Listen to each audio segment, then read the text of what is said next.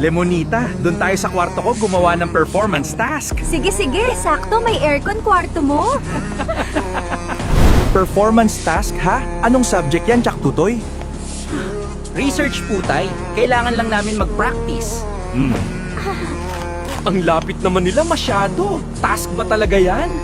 Ganyan din galawang ko nung kabataan. Sa kwarto agad?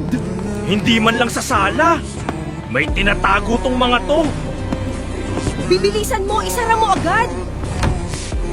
Wait lang, baka marinig tayo. Ano yun? Parang may kaluskos sa taas.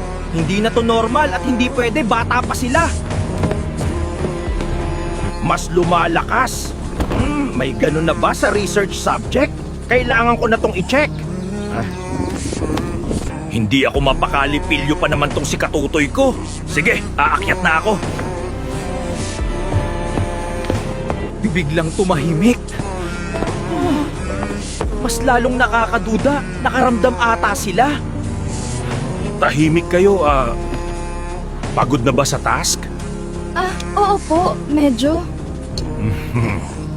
Pasensya na anak, pero kailangan ko malaman. Dito nalalabas ang totoo.